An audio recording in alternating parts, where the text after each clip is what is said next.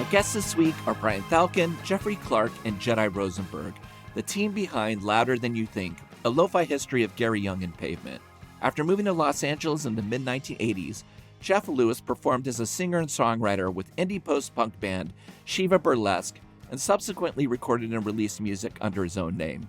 After returning to Northern California in the late 1990s, Jeff became a founder and program director of the Nevada City Film Festival and also oversaw the creation of the Ox Theater, one of the premier art house cinemas in Northern California. In 2020, along with Brian Falcon, Jeff launched Highway 99 Filmworks, where they both co-produced this week's film about Brian's former bandmate, Geri Young.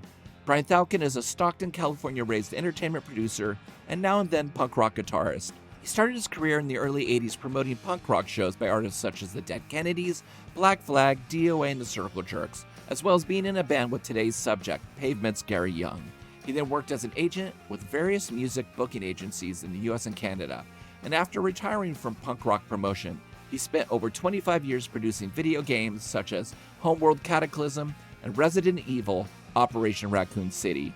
Director Jedi Rosenberg is a filmmaker from Pittsburgh with a background in directing low-budget hip-hop music videos, and he eventually applied his DIY filmmaking aesthetic into a world of one-man band documentary filmmaking. Over the years, he was a showrunner for the Emmy-nominated science and technology show Hello World, and the director and producer of the 3-part documentary series System Shock about the story of the MP3 file format.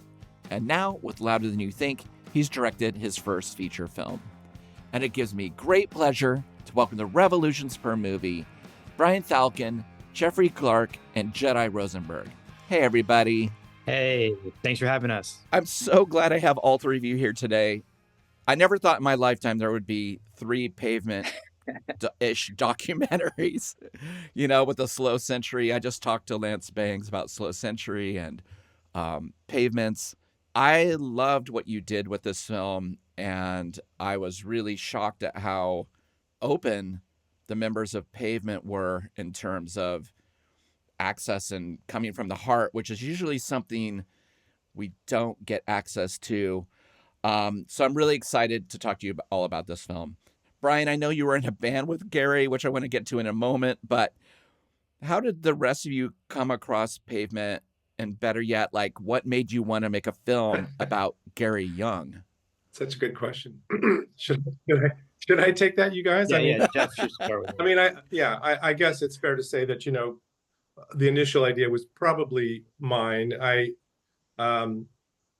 met Geri not that long after I met Brian, I think, actually in Stockton. I grew up in Stockton as well.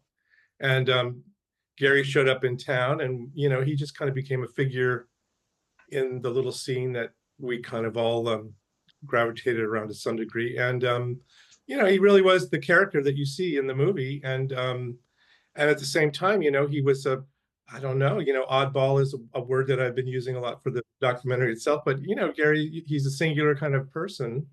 And what's the line that I think Bob says, he quotes Steve Malkmus as saying, he's kind of a fuck up, but there's nobody like him, Well, that's Geri.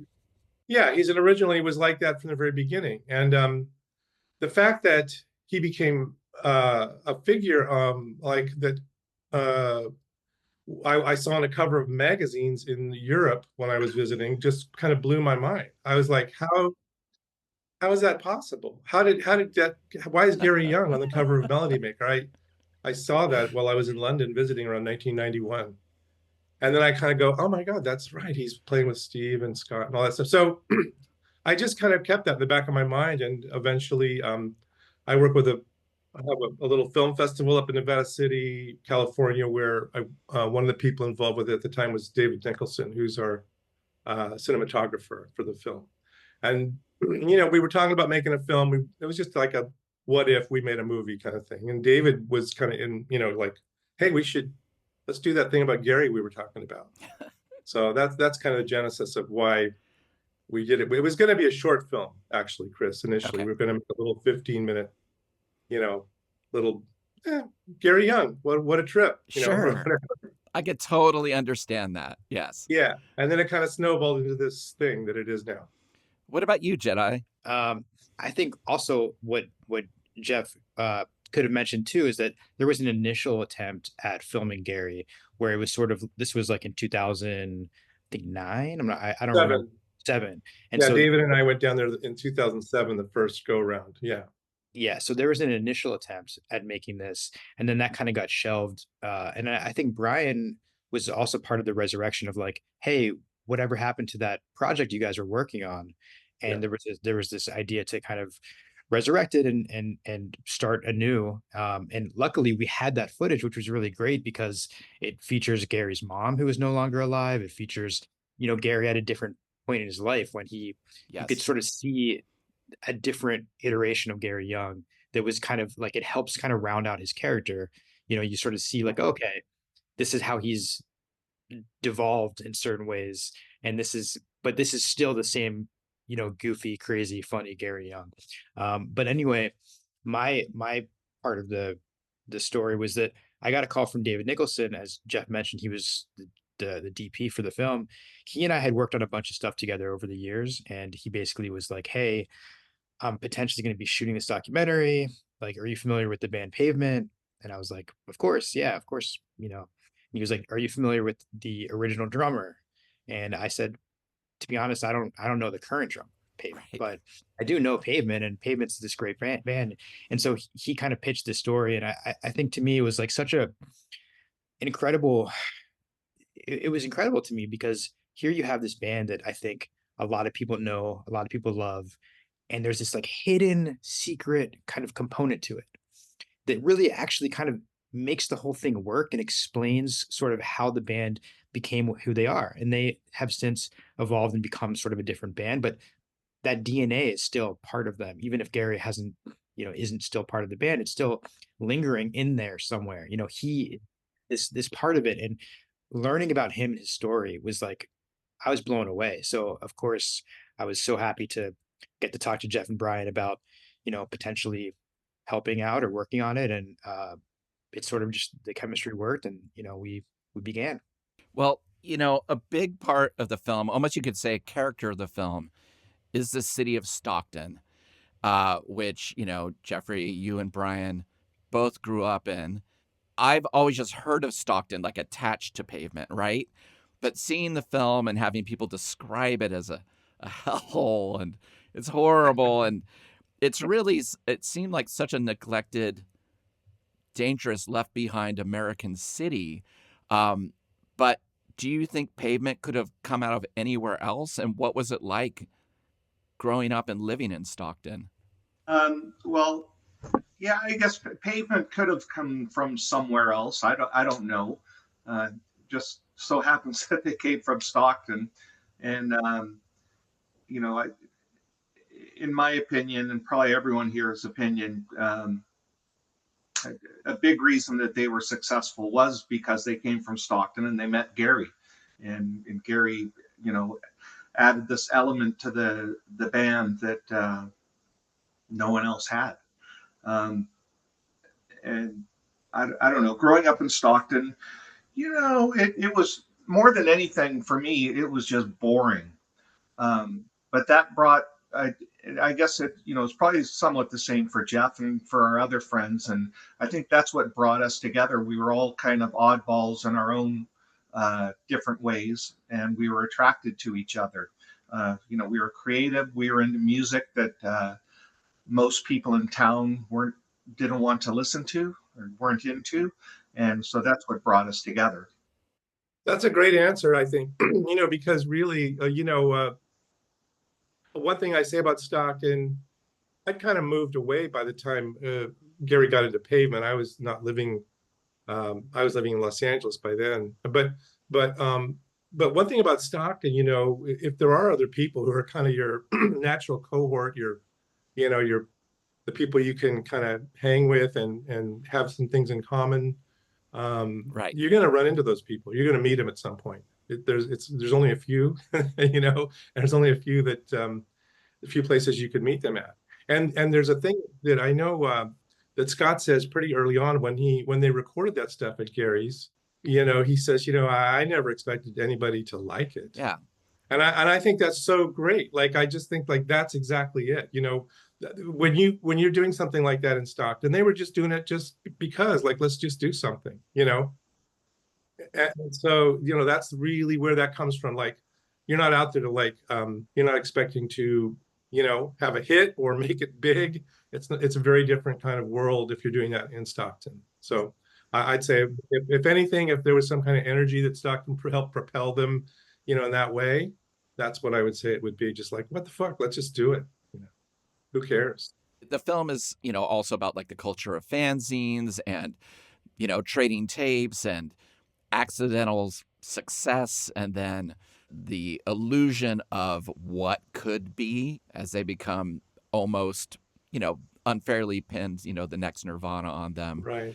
It was an era where people just made stuff because they were bored and they were excited and they realized they could do it. And Gary's studio and house also seems like another character in the film. It is. I just remember being young and going to people's places who were older who had recording setups or maybe a zine, and just the distance of someone even being 7 years older, but Geri being 20 years older. Yeah. It just, I think you capture that really well on both sides in talking to the members of Pavement and how they felt, and what Geri also saw as these, you know, bratty kids coming in to do this thing. He just was like, well, I'll just put drums over their noise and whatever. It's also interesting to me that also, like, there's these different perspectives, right? Because Geri also was coming from it like, oh, this is not lo-fi. Like, I don't even know what the hell that is. We're coming at it from, this is a professional studio. Like, my brother helped set it up. This is good shit. And, you know, there's Scott is like, no, this is low. I mean, Steven's like, this is lo-fi. Like, this is, you know, but then Scott is also like on the Geri page of things. So I think that messiness and like kind of disorder and disunity was also something that I thought was really interesting to hear about that origin story. They're not really even on the same page. They don't even really have the same intentions about what they're making. It's just kind of whatever they're doing, they're just doing it for fun, and those details don't really matter. Right. And I think that's kind of the unspoken question that the movie you know, poses, that I didn't really even think about until we were about, you know, a month or so into this, which is that, to what degree, you know, you asked like, could they have come from somewhere else other than Stockton, Chris? But, you know, I think, you know, maybe the real question is, could they have done what they did if they'd recorded somewhere else besides with Geri in that situation? Because, you know, what they were going for, like I always say, you know, they did have a sense of like, we want to do this kind of on the low down. We want this to be funky, weird, lo-fi, and Geri is lo-fi. He you know, so it's not said in the movie, but actually, you know, Kelly Foley, you know, he's my friend and a figure in the film who actually directed Scott and Steve to go to Gary's studio. Well, the reason that is because Scott asked Kelly if he knew any places to record. And Kelly had a band at the time, and they had just recorded in this very nice, you know, studio in Stockton where they do radio commercials and stuff like that. And I think Scott was asking Kelly, do you know, could you give me the number of that studio? And Kelly goes, you don't want to do that there. I know a guy, you should talk to this guy, Geri.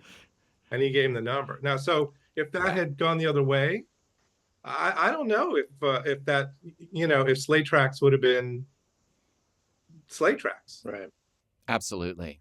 Yeah, it could have been one and done. They could have been disenchanted. It definitely wouldn't sound the way it sounds. Exactly. And the nice thing about the film, too, is I didn't know much about Gary's origin story, about even getting the Stockton, the story of his childhood and his hyperactivity, and the story of his mom saying, yeah, he broke a rib when he was inside me just from kicking around, and, you know, him having to, you know, turn to substances to kind of slow him down from his hyperactivity. But like when you guys met him in Stockton, pre-Pavement, and being in bands with him, what was it like? Was he a fully formed Geri Young? Was he the same as we see in this film? Well, he wasn't exactly the same, but, you know, he definitely was different than anyone I had ever met. And, you know, there's, I think Jed's mentioned earlier, there's kind of like different iterations of Geri. Um, when I first met him, like I met him because a friend of mine and I were trying to start a band, and my friend's roommate worked for this waterbed place, and he said, "Oh, I know a drummer. That there's this guy at work that he's an old washed up hippie from New York." And I think at the time Geri was 26. I was 18, and Wow. and so the 8 years difference in age, between myself and Geri at the time, it seemed like a big number. As you get older, it's not such a big deal. Um, but Geri, yeah, he was like no one I had ever met. We were these young 18-year-old guys like trying to be like the Ramones or the Clash or something like that. And we end up with this drummer, a hippie guy with a ponytail who always wore two different colored socks and listened to the Grateful Dead. And, it was kind of an odd fit, but we didn't have anyone else. And Geri, he was fun to be around. He grew marijuana in his backyard, which like I didn't know anyone who did that at the time. And he would supply us with all the pot we wanted to smoke. So it was pretty cool. I love that everybody seems to know the exact amount of acid he took too. It was like by the age of this, he'd done it 375 times. I'm like, if you're still counting the amount of times you do acid, it's pretty impressive. But I think everyone came to a consensus that it was definitely influential in terms of his spirit and the way he approached recording and his relationship with his wife Geri and everything. I also love he has so many great quotable things like, as long as I stand, I will drum, or my job in a sense is to wreak fucking havoc, and I think I did a really good job of it. Now you can tell Geri enjoys being in this film, and he seems to enjoy the spotlight. But did he ever try to sabotage the film or wreak havoc while you were making it? But we were wondering about that. Like, I mean, that's the thing. You just kind of, again, you just don't really know how much of that is him trying to do that and how much is it just Geri being. But no, he was a a bringer of chaos. No matter he would just say weird stuff. We were in Austin, at the doing a South by Southwest. He was in a wheelchair up there, but he was still saying weird stuff in the Q&A. Just to I don't, he just had to make things weirder. So I don't think he was intentionally sad. I don't think he ever intentionally did. no, he wasn't trying to sabotage things. He just, No. I think that's it. He was just like, this would be more interesting if I say something weird. It wasn't intentional, but he did wreak havoc. When we decided to get this going, we got Jed on board and David Nicholson, and I live up in Vancouver, Canada, and we made arrangements to start filming at Geri's house. So I flew down from Vancouver. I brought a guy along to help, Dan O'Connell. Jed came up from LA. David Nicholson was coming down from Nevada City. Jeff was there. And the night before we're due to start filming, Geri's wife called me and said, "You guys can't come tomorrow." And I said, "What are you talking about?" I said, "We're coming. We've spent money. We've all taken time out of our schedules. I said, we're coming over tomorrow." It turns out she didn't want us to come because she thought the house was too messy. But the next morning we get there and she's at work and we're knocking on the door and no one's answering the door. And I can't remember how we finally got in, but we did somehow. I guess we went around the back door or something. And Geri was passed out on the couch and he was in no condition to do anything. And at that moment, I was kind of wondering if we were doing the right thing. Sure. I was wondering, if this would. Brian, I thought he might be dead. Yeah, we were wondering. He was comatose. I was like, oh my God. It was frightening. But we got him up and we needed to take him to the store. And so we got him in the car and we drove to the grocery store and he had to use the push shopping cart to actually stand up and walk. He just used it as a walker. But we got him a big bottle of vodka and some orange drink. And once he kind of medicated himself, he started to come to life. And as the day went on, he got better and better until it reached a certain point, and then he started to go downhill a little bit again. But so yeah, back to the original question. I don't think he was intentionally trying to sabotage things, but it wasn't easy for us at times. Yeah, and I mean, he's really open in the film about drinking a quart of whiskey a day, and how many rehabs he's tried, and also being like, I'm a hypocrite, but don't do this.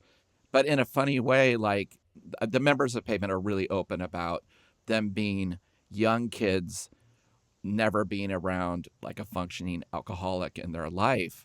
And at first it being really novel and kind of part of the party, and people coming to see Geri do handstands and do, create the chaos on stage, which I never got to see Geri and Pavement. I saw them the year later, and everyone I talked to who saw it said it was kind of amazing. Like you just didn't know what was going to happen. And then songs were being written on the spot. And it seemed like the band really, like Geri made the band looser and kind of more chaotic as well. But you're also having to make a film with somebody who's still struggling with things and trying to be respectful, but know that this is a reality of where he is in his life. I thought that you handled it really well, and I thought he seemed really honest in the film about, where he was. Yeah, I was saying, it was almost like Brian and Jed and David and I were in a band with Geri. We were making this film. Like I could sort of get it, like we're trying to do something here, and this is great and everything, but like you got to get it together, or how do we make this work, So there was always this kind of sense of like, wow, things could just completely fall apart at any time, which actually they could have, but they didn't, luckily. And on the flip side of that, I think like in the way that he elevated Pavement's performances and so forth, he was performing for us. And so anytime we put the camera on him, he would just do stuff. There's a point in which like we're literally just adjusting the camera and like getting ready to shoot something else, and he's just walking toward the camera and he just starts going bah bah bah, let's scare the children. And it's just like this beautiful, hilarious moment that of course we're going to keep in, but that's him just inserting himself and that's his doing like a handstand. That's him performing and wanting attention and being kind of silly and goofy, and it's great. We love that. What we don't love is when he's like passed out on the couch kind of thing. So like that the comparison to being in a band with him is actually kind of hilarious. But yeah, it was great. It was great to have him be able to perform, because sometimes there are subjects that are they have a lot of difficulty getting out of their shell. They're a little bit, they don't want to be too vulnerable. He didn't care. Like he just wanted you to listen to him. And that was that. So He didn't have a shell. yeah, there's no shell. Yeah, I love it. And you also really captured all the archival footage of him playing drums live. I mean, it is hard to argue that there would be a better drummer than him. I mean, for what he's doing, just a Geri Young drum fill. It's like nothing else. And the reason why those early Pavement records were so special is those runaway fills that seem like they're going to just roll out and crash through a window, but they come back just in time. It was such a lovely thing just seeing him explain how I was going to play Summer Babe differently, or how I was going to tell them, all right, rock, like just now, and just seeing what a power is. But like the live footage, I was looking up, most of the times they would play, the songs would be around 45 seconds shorter, because Geri would just be off and running, and that I didn't realize he was surrounded by like 8 different cymbals that he's like hitting behind him like he's in Rush. I don't know. It's really remarkable. Where did you get access to all this footage? So there were a couple of sources. I mean, one of them was straight up Scott had stuff, and Scott also. So there's stuff in there that no one's ever seen before. Less of the live performance stuff, but of just a few little like moments behind the scenes stuff that no one's ever seen before. I mean, but live performance, yeah, he put us in touch with some people that he remembered filming some of the shows, and we had certain like access to those kinds of archival that kind of archival material, and then some we just kind of found, and we were able to just you know license or use fair use if we weren't able to uh, get in touch with the people that filmed it. So it was just kind of like using the internet, just looking for everything, and then trying to figure out what we were allowed to use, and then that was kind of the process. Yeah, and we were about, I think, like 2/3 of the way through the film, and Scott got a hold of Brian. Scott Canberg got a hold of Brian and said, "Hey, my dad was cleaning out the garage in Stockton, and he found a bunch of VHS tapes. There might be some stuff on here you guys might be interested in," which turned out to be a lot of that first tour Wow. footage of, yeah. So like, that's definitely stuff nobody's ever seen before. Yeah, Scott called me and was like, "Hey, I have these 2 VHS tapes, like, I don't know what's on them. I don't have a VHS player. Can I send them to you so you can digitize them?" And I was thinking like, "Man, if I had VHS tapes and I didn't know what was on them, I don't know that I would send them to someone to digitize." They'd be like, "Who knows what's on that?"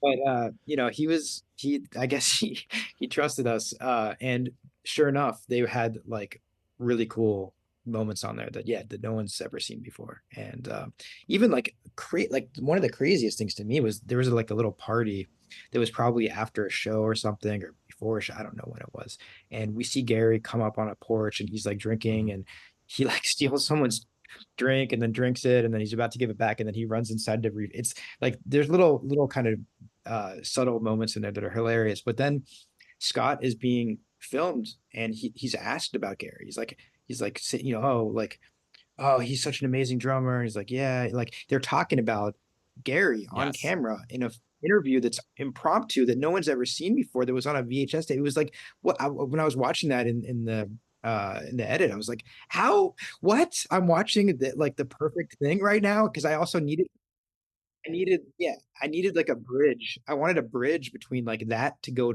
to Gary being like on the couch and kind of like in his current state. And and then that was like this moment where, they were both like, yeah, I guess he's like a true pay. He's, you'll never kick him out of the band. That's what the guy says.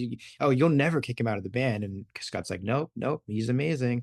And then, yeah, it was, again, like that was one of the most incredible things as far as archival. Sometimes you get surprised by that kind of stuff. That was amazing.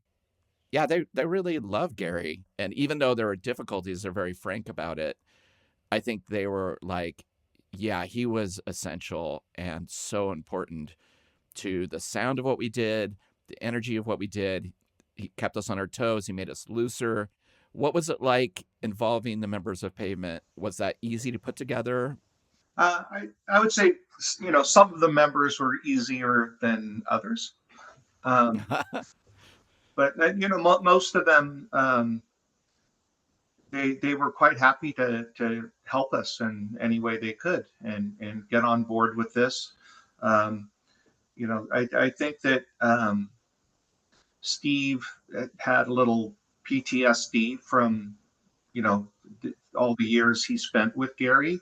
It was Sure. I was in a band with Geri for, I don't know, a year or two. I was in a couple of bands with him, and we never did anything near what Pavement did. Those guys were touring the world constantly, probably playing a couple hundred shows a year or something, spending a lot of time together. So I can understand why, living and traveling with Geri like that. I have, because I knew Geri for so long, I could understand like how difficult that probably was. Um, but they, even Steve, all of them were very helpful, especially Scott. Scott actually was the executive producer on the film. He agreed to do that, which was really great. And yeah, he was completely helpful at every step. But all of them, really, like you asked, you made a point about that earlier, Chris, at the beginning, kind of like, just how open-hearted everybody seemed. And I think that really comes through in the film. I think Steve and Scott and Bob and Mark, all of them kind of just, they acknowledge, Gary's an amazing guy. And it was they were all very gracious, you know, in their own way. You know, certainly we couldn't have made the film without them helping. And so yeah, I just want to make sure that, you know, shout out to all those guys, because they didn't have to do that, and they did, and I think says something about, you know, how they feel about what Geri brought. So, you know, it's kind of nice is when you see them start kind of cracking up, like thinking about Yeah. Geri. Steve does that a couple of times, Yes. and Mark is like just suppressing a laugh, you know, several times, just going, you know, that is very charming and cool to me, like to watch those guys, just their own memories start coming back to them when they start thinking about Geri.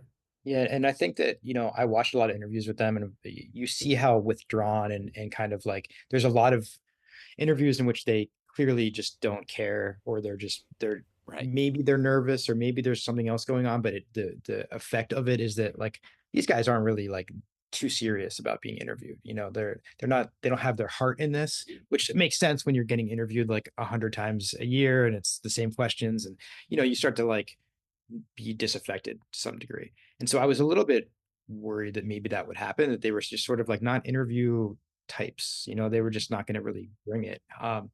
But what I really was amazed by was not only were they able to express all of the reasons that they loved Geri, but they were also able to sort of get into the dark stuff too, like unabashedly, and say like he was an alcoholic, and this is, and he, you know, this was bad, like this was hurting us, like you know, they didn't hold back, and it was kind of incredible again that they were able to do that, because I don't have a lot of instances where I've seen them being interviewed where I felt like they were really being as vulnerable as they were for us. And I, you know, again, like we're really grateful that it, but it's a testament to how much they love Geri, you know, that, and they appreciated this, and Geri, they, you know, they, all of them really loved Geri also. And so I think that they knew this was a special thing, and we're obviously really grateful for everything. Yeah, it was nice, you know, after seeing them talk about Geri, then to kind of see archival interviews of them over in Europe. And Geri is just kind of the one who's on. Like Geri is like a star. And if you didn't know the band, you'd be like, oh, that's his band. You know, like Geri. And at one point Bob says, yeah, I think we're kind of, you know, what, Pavement and Geri Young. Like it's just like they know that Geri has illusions and dreams outside of the underground. This was a band that like was one of the few that kind of crept up a little, you know, from the underground.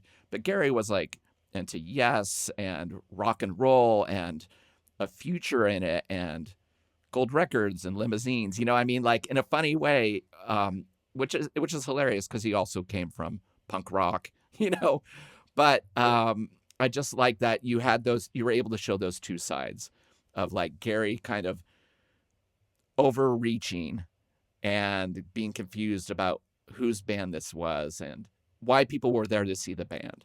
One of the other things I really loved about the film out of the gate is your use of practical special effects, marionettes, like eyeballs, tongues done, you know, like real fabrication, which is a soft spot in my heart to see something that was actually made by hand. Yeah. When did you decide to use that as part of the storytelling, and who created that? Yeah, well, the puppets, Adrienne Rose Leonard created the puppets with her team of people, but I guess, you know, one thing I brought pretty early on was like I said, I work with this, I helped start a film festival up in Nevada City, and one of my jobs there was to watch a lot of documentary films, you know, and judge them to see if they're going to be in the festival or not. And so I probably have watched literally 1,000, you know, documentaries. And one thing that I was struck by was how, you know, there's an element in a documentary if somebody's telling a really cool story and there's no way to depict it except for maybe an old photograph or just somebody talking about it. That's not very cinematic or interesting. So I knew we wanted to have some kind of animation to depict these scenes. And I had seen some really cool, one of the films that I saw that year was actually like with marionettes. And I thought, oh, that would be neat if we could do puppets, you know? So, and I don't know, there's something about that seemed appropriate to the vibe of the film, you know, puppets, and they're so strange. well, initially we're going to do these big Muppet type things that you see at the beginning. That didn't really work out because they're sort of inherently cute, and it doesn't really work for some of the scenes we wanted to do. They're very large. But yeah, so we ended up doing those kind of like weird, Davy and Goliath type puppets. So Adrian Rose Leonard created those, and they are an amazing part of the film. I was going to say, you were asking like, what was it like, when like Brian and I first met Geri, was he like the person that you see in the film back in like 1979 or 80 or whatever? And I was going to say, when we were talking Adrian to, through like, how do you create that scene where Scott and Steve first show up at Geri and Jerry's place in Stockton?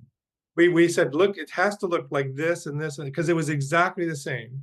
It was exactly the same. There has to be a sense of there's dogs running around, there's chaos. And I said, I want you to be able to smell those dogs, and the pot and everything so I think that that the puppets really, they brought that tangibility to what we were trying to convey in those scenes.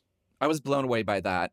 You have pot leaves blowing around and chairs breaking and dogs running around and a chicken rising in the foreground and a fireplace. And then it goes outside, like the whole house changes and, him just doing handstands and, and meanwhile, Steven's talking about, it was like a cat, he was just really acrobatic.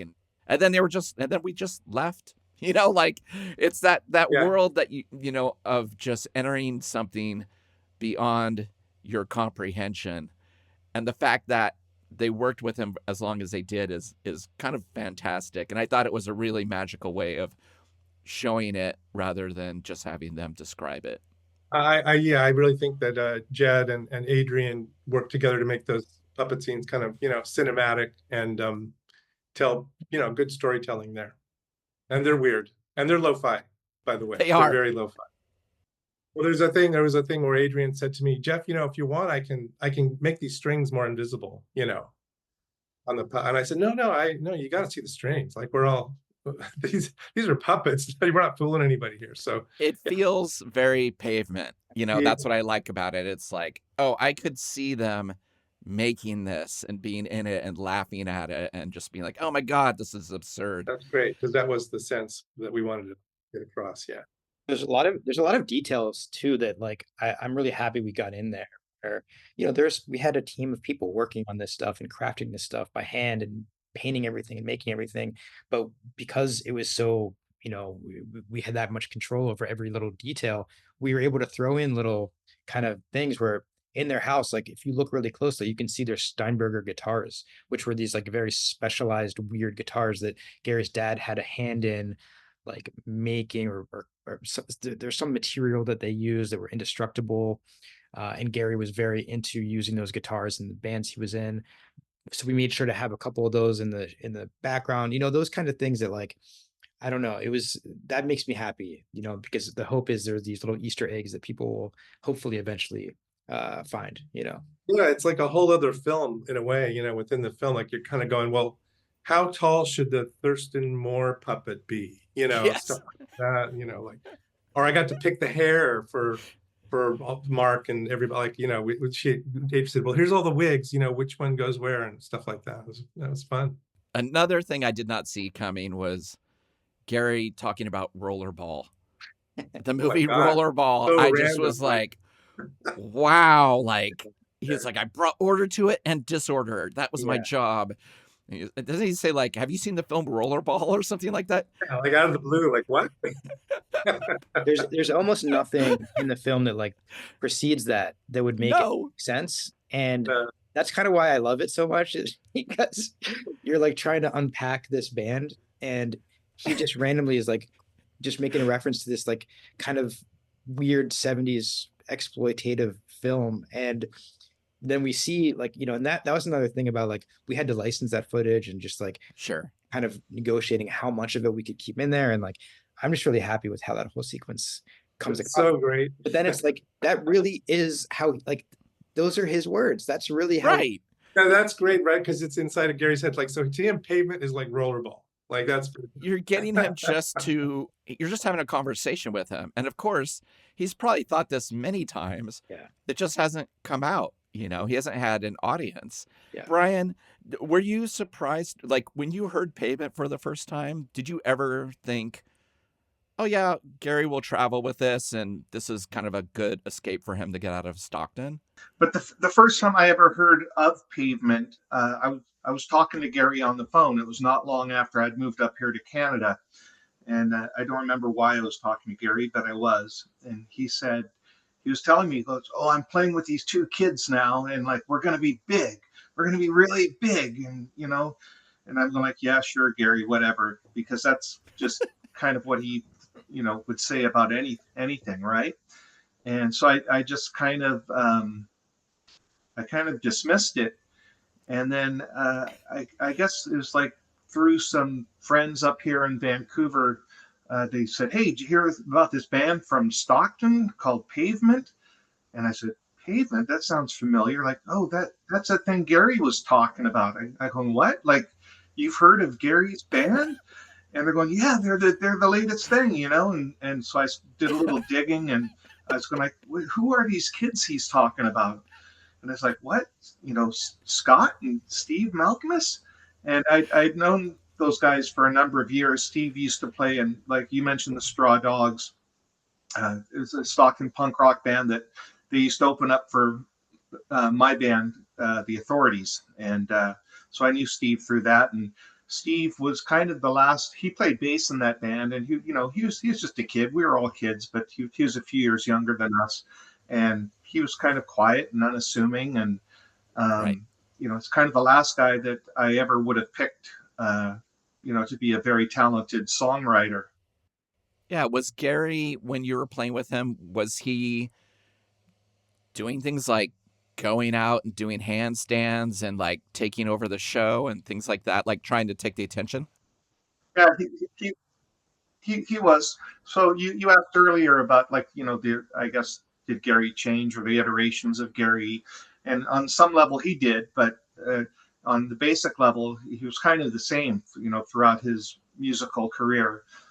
I mentioned that, we were both pretty young when we met. And, but even though Geri was in his mid 20s at the time, he was pretty much an alcoholic at that point.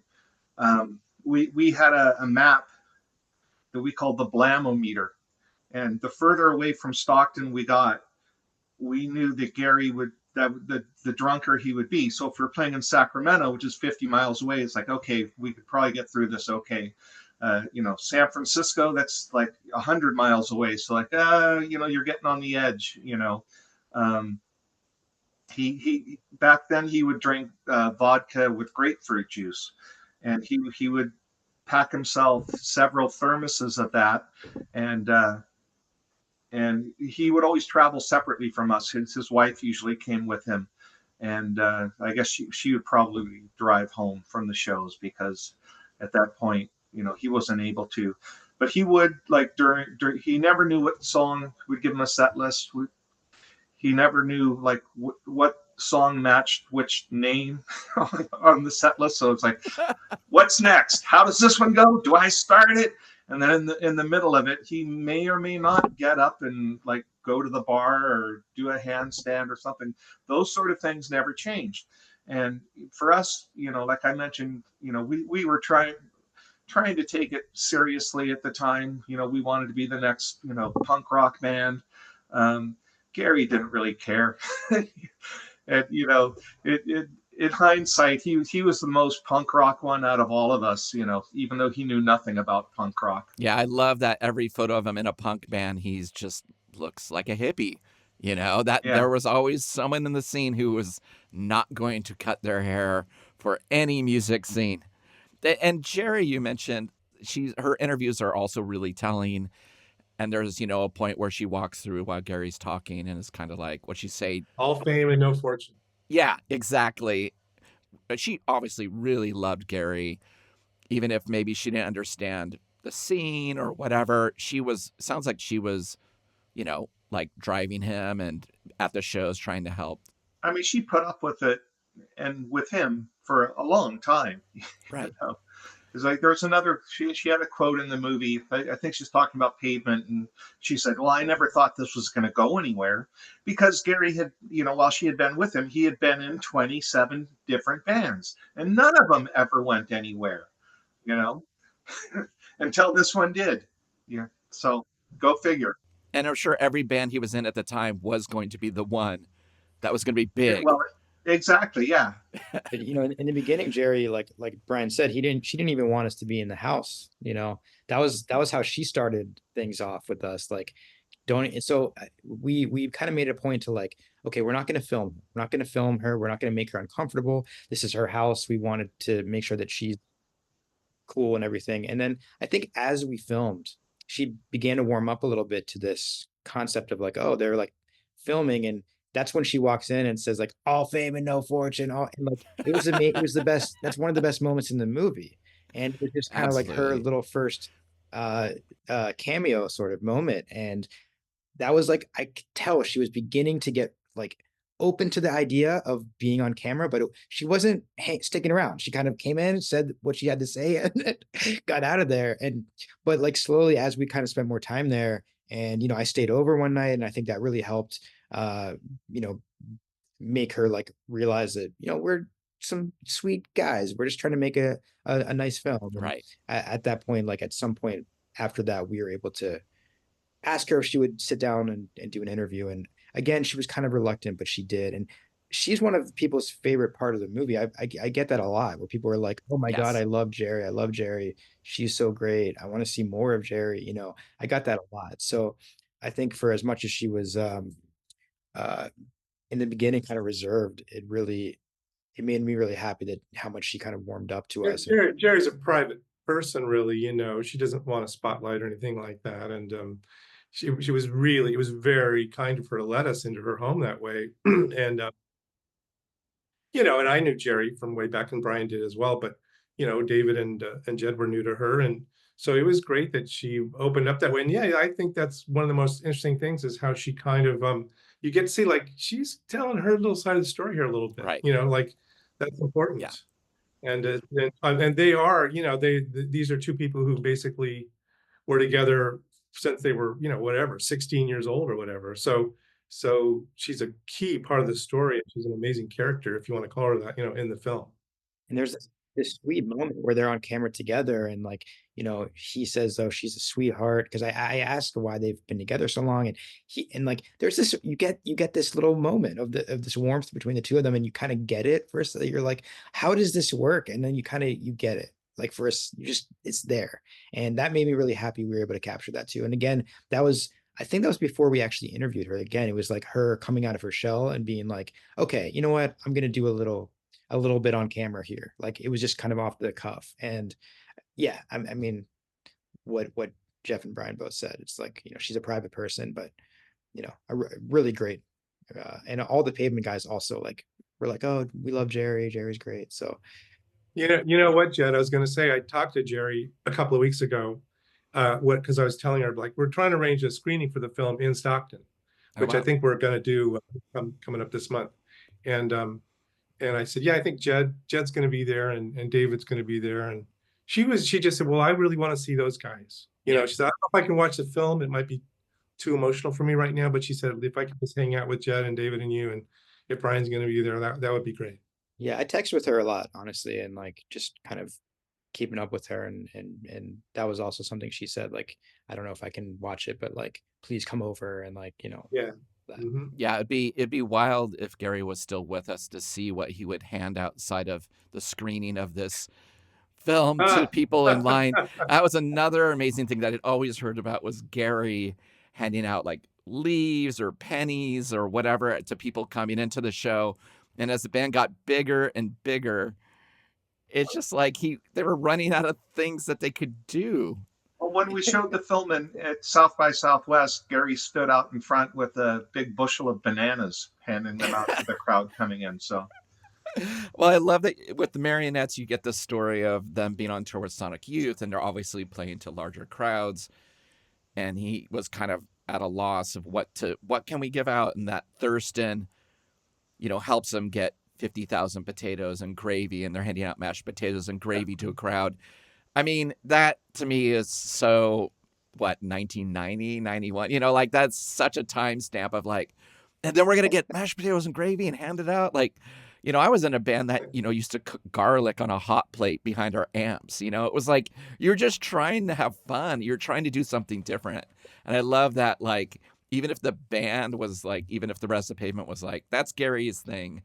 I mean, no one else does that. It's myth making. Yeah. It is total myth making. The other part of the film that I heard a little bit about, but I didn't know that much about, was just how Geri left the band. There'd always been he quit or he was fired, and obviously he was going way beyond his boundaries in the band and overstepping, and just going to major labels and demanding money and things like that. Could you imagine just being Pavement, finding out about, like, the rest of the band being like, he did what? But I thought that, again, you got some really honest stories from them about them being just kids and realizing that this was kind of running away from them and they were going to have to kind of be adult about it at some point. Yeah, absolutely. Geri's a person of great contradiction, as we've kind of already established. And it's funny, on one day he'll be like, I quit the band, and then the next day he'll be like, they fired me, and then the next day he'll be like, no, I quit the band. And so in his head, I think he still, or was still, like, kind of juggling with how it went down, because I think it was a traumatic moment. But talking with the rest of the band, it seems like the consensus is pretty clear that he quit. And yeah, they things had reached a point where there was just no way that they would be able to continue being so just on different pages, Yeah. and I think that was a really hard thing. But what I love in the film also is that he has this whole next chapter of hospital and how he's able to sort of make this bounce back. And again, Geri Young is fucking doing weird shit again, and Thurston Moore put him in touch. Like, he's in the video for Pavement. Like, all this stuff happens again because Geri, like, he's a charmer. He, like, people are enthralled by him, and he makes it work. And so even those Pavement guys who were like, that was fucked up, we didn't like how he went to the label, we didn't like this, we didn't like that, they're all just like, oh, we love Plant Man. And then you see them in the audience for the at Lollapalooza. Amazing. They went to see. So it, as much as that was a hurtful moment, it turned around so quickly because, again, Geri, he's Geri. You love Geri. We all love Geri. Yeah, they're like, we want to go see Geri's new band, and we want to put him on Lollapalooza. And that was such a, I don't know if the right word to use, but it was such a clusterfuck of moments when it was Michael Stipe introducing Plant Man on MTV with Thurston Moore in the video. I was like, my head was going to explode because this was a chapter I did not know. I did not know Hospital. I did not know Plant Man. But from telling people about this film, so many people, when I say, oh, there's this Geri Young film, they start singing Plant Man. Like, they know it. Yeah. Like, there was something that got them. I remember Plant Man from Beavis and Butthead. I didn't know who Geri was. I didn't know. I would have been too young to know who Pavement was. But I remember this. It was such a memorable video.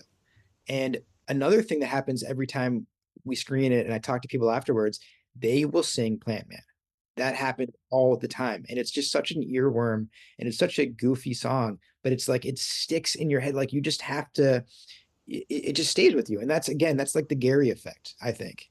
It stays with you. So, yeah. Chris, if you go back to at the beginning of this interview when you asked us, about Geri and did we have any idea,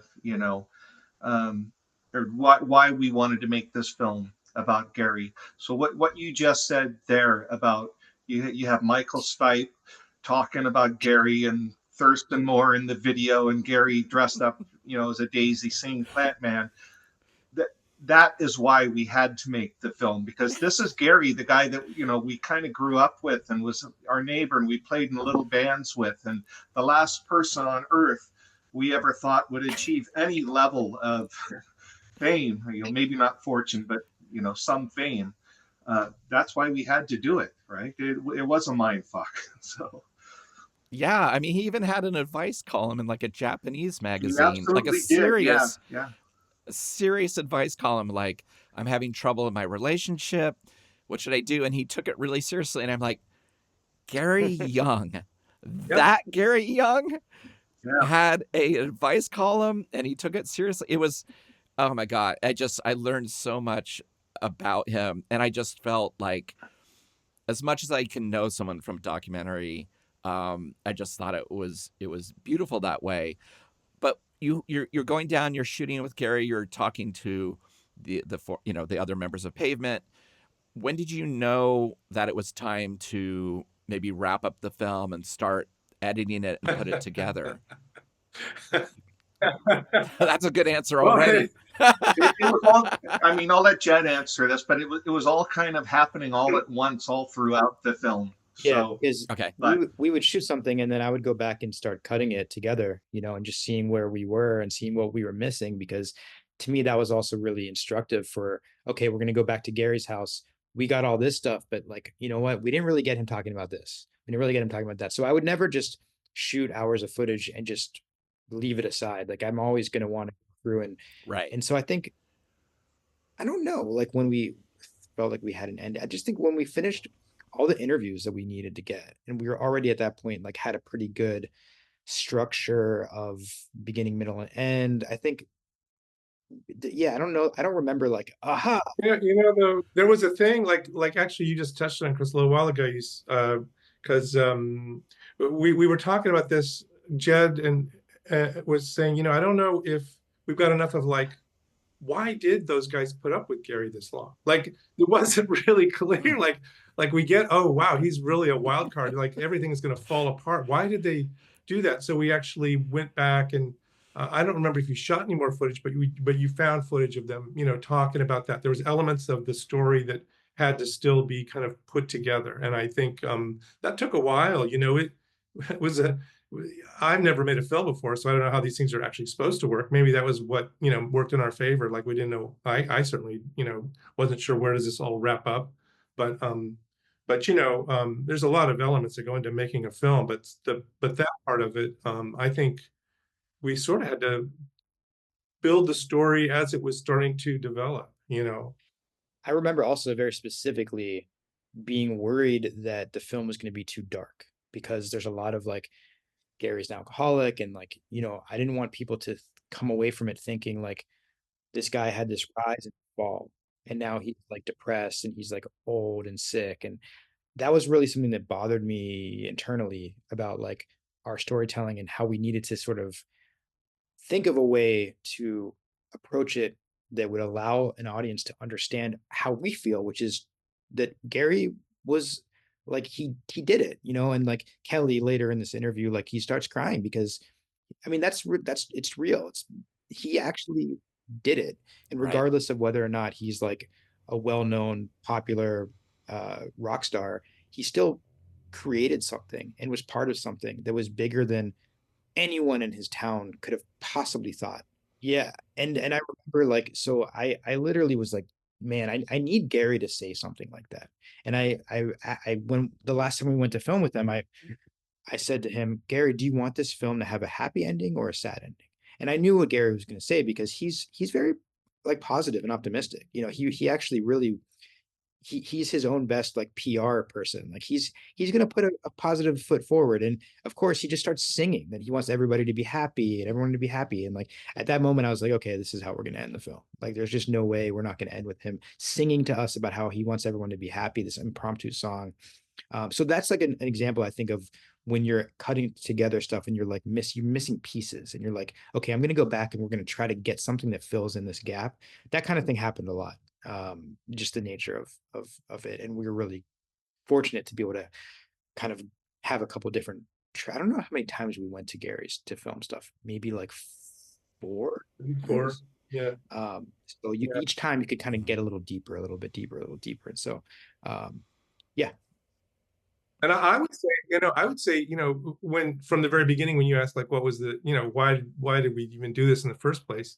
I think, I kind of went into it thinking like, well, this is like a fish out of water story, or like some kind of like this is the most improbable thing that could have ever happened. That Geri did what he did, which, that is pretty weird, but But when we were in the middle of making the film, then this other element started to, kind of dawn on me. I was like, actually, like we were saying earlier, like, I don't know if Pavement would have happened without Geri. It's not Yeah. just a one-way thing here.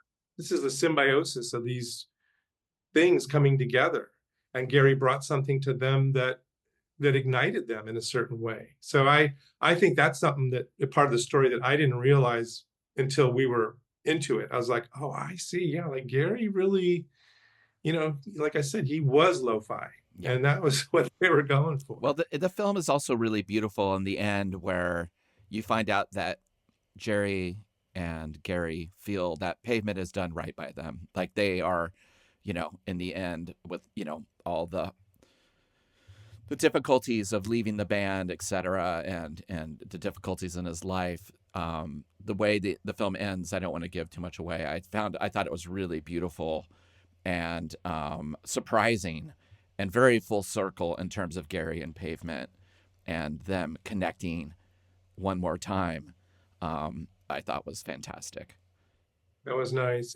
And then throughout the film, as you see, like, Mark and Bob and everybody being interviewed about Geri, you can sense that no matter how, crazy it got or whatever trouble Geri made for them when they were younger, that they've all kind of like, they all have a good, feeling about Geri. You can see that come through when they're talking about him in the film here all these years later.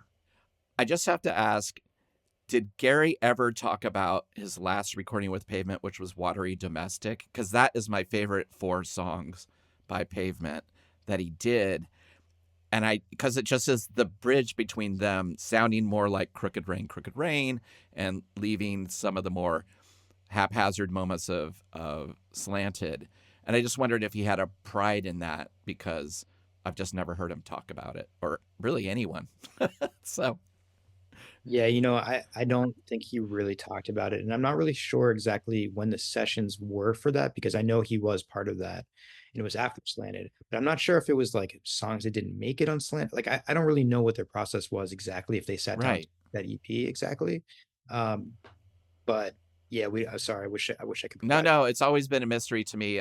Yeah. I think Geri was proud of it. I do recall shortly after he left Pavement, I was back home and went over to his house for a visit, and we were out in his studio, and he was playing a lot of the Pavement stuff for me, and maybe some stuff that never got released. And I do remember him, something from that EP was playing, and he was singing along to it. I can't remember what song it was. But I think he was proud of it. He was proud of what he did, and and we were all proud of him. So I think he was proud of what he brought to the band, and he did. He quotes the lyrics to Summer Babe in the film. So but I wouldn't be shocked if Geri didn't even know the names of the EPs and the albums that Pavement Sure. did. I really mean it. He may not have, if you said, like, I think he was in a different place with, that kind of what they were I don't doing. think those names meant anything to him, right? Like Demolition Plot, Jay-Z, like he that's not he doesn't probably have anything to do with that. Do you remember what he gave away that night, probably, in South Carolina? So you mentioned that he gave away bananas at the South by Southwest screening. What did Geri think of the film? I will say that, first of all, he loved it. It was a very special experience, though, to sit next to him watching the movie, because before it started, he goes, "Hey, Jed, do you mind if I yell at the screen?" And I was like, yeah, you can yell at the screen, but don't do it during like the serious parts. And he was like, okay. And then, of course, he yells during the whole thing. But what was really great is that I remember thinking, like, man, there's not like a ton of people in it. It's a small theater. I was like, the people here are watching this movie about this guy who's here, and he's giving his commentary live. And like, this is a pretty special experience, because he would yell out stuff, and it just felt like you were watching it with like a home movie with friends or something. It was like he made that experience to me feel that way. I will never forget one. I don't remember what he yelled most of the time, but I remember Bob said, none of us wanted to be rock stars. And Gary's like, bullshit. And that just cracked me up so much. But anyway, so that was fun. But yeah, I mean, Gary at another time just was expressed his appreciation for being in a film and being the star of a film, and how that's all he ever wanted. And that what more could you ask for in this life? And several times he said to me, I don't know why you did this, but thank you. Yeah. So it meant the world to him. And even if he didn't always agree with every line that everybody uttered on screen. Yeah, but it's perfect. I mean, what a Geri Young thing to do, but to disrupt his own documentary with you all there in attendance in front of a live audience who are there to see it. Yeah, this was our premiere. This was the world premiere. This is the first time anyone's seen it. And he's like, he's heckling himself. He can't help himself. It is him. Oh, man. Well, got to make sure we just, again, Scott, want to just thank him, in particular. He just really helped us at every stage of this, from, helping arrange some of the interviews to making sure the licensing deals were reasonable, and at every level. He's been just completely instrumental in helping get the film made. I was going to also say Kelly Thomas was also our producer on the film, and she stepped in at a really important moment when she's a real producer, as I like to say. Like, she's produced movies before. Like, hey, let's make a movie. That'd be cool. Like, she's actually done it and knows how to do it. So I want to say thanks to Kelly, because she is a very important part of this as well. I'll also say, shout out to Chris Lombardi at Matador, because he also made things a lot easier for us. Had it been some other label or some other person, he was very helpful, and also he was really kind to allow us to interview him, and again, very open and honest and everything. It's funny how even earlier when you were talking about how Pavement and sort of being in Stockton, you didn't really care about like blowing up and being a huge star or whatever. Matador had that same mentality too, where Chris Lombardi was like, we weren't even trying to be this big label. We were on the same page as Pavement, So again, it's like they found a family right away, and Geri was definitely not someone that fit into that mentality.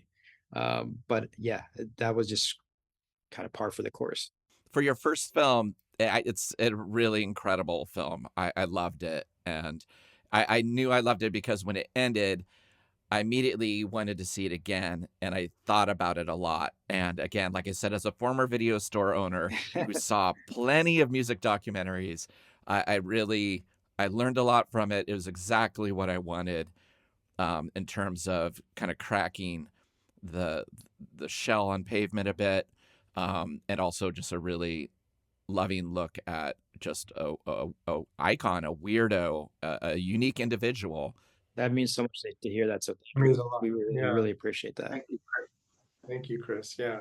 I was going to say, I would hope that, if you, this is something we talked about in the making of the film from the very beginning, like, hopefully, even if you never heard of Pavement, didn't know much about indie music from the 90s or anything, that this story would have some kind of resonance with people, because he's a character in any context. And there's something about, like I said, there's some kind of story here about symbiosis, and when this element is added with this element, this plus that equals something very, interesting. And hopefully that's what the movie does. I will tell you this: my parents will love this film. Okay. So you can use that as a pull quote if you want. Yeah. Well, at the end of every interview, I ask the same question, but I tailor it depending on what we're talking about. So on a scale from 1 to 300, how many pounds of mashed potatoes and gravy handed out by Geri outside of a show do you give your own film? 1 to 300 pounds of mashed potato and gravy. Which end of the scale is good? I'd say it depends. Well, that is a good question. I'd say 1 pound is not awesome. And I'd say 300 pounds is legend making. Wow. Well, I'm a modest man, so I'll say 270. There's some things, we probably could have kept going or whatever, but I'll settle for that. 272 pounds be about right. Brian, do you have any poundage here? Well, I don't know. That's a hard question. I was kind of.